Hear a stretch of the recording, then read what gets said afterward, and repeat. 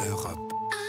Europe 1. On passe à l'économie. Emmanuel Dutheil, vous nous parlez ce matin du développement de l'hydrogène en France. Alors, pour l'automobile. Oui, c'est encore microscopique comme marché en France. Il y a quelques centaines, pas plus, de voitures qui roulent à l'hydrogène chez nous. Ça se compte quand même en milliers aujourd'hui dans le monde. Et pourtant, ça commence effectivement un peu à se développer. Une compagnie de taxi utilise à Paris que des voitures à hydrogène. Et puis surtout, une nouvelle station-service à hydrogène a été inaugurée. C'était hier après-midi par Air Liquide et c'était à l'aéroport d'Orly. C'est la deuxième en Ile-de-France pour Air Liquide. D'autres sont prévus notamment toujours en Ile-de-France, par exemple à Versailles et également à l'aéroport Roissy-Charles de Gaulle. La France est très en retard. Rien qu'Air Liquide a installé une centaine de stations hydrogène dans le monde. Dites-moi, est-ce que c'est vraiment intéressant, l'hydrogène ? Bien, d'une certaine manière, l'hydrogène a les avantages de la voiture électrique sans les inconvénients. Donc c'est plutôt pas mal.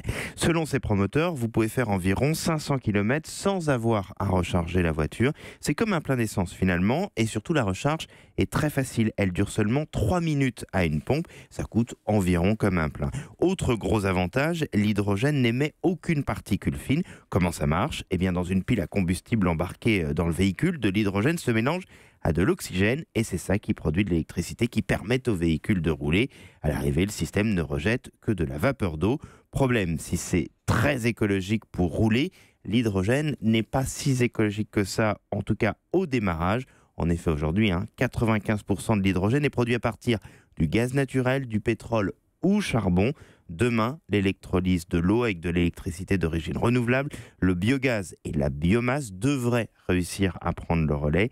Et puis quand même, autre problème de taille, c'est le prix des voitures qui reste encore très dissuasif, aux alentours de 65 000, 70 000 euros pour une voiture à hydrogène. Hyundai et Toyota, n'importe quoi. Hyundai et Toyota sont notamment très en pointe. Sinon, c'était une info si Total se lançait dans les voitures. Bon, pourquoi l'hydrogène ne se développe pas plus en France ? Alors c'est vrai que quand on regarde ce qui se passe au Japon, en Allemagne ou en Californie, on est clairement à la traîne en France. La raison est simple chez nous, c'est plutôt l'électrique qui a été privilégié. Les constructeurs français ne se sont pas vraiment emparés de cette technologie. Il y a aussi une absence d'infrastructure aujourd'hui. On en a parlé tout à l'heure, mais il y a très très peu de stations-service.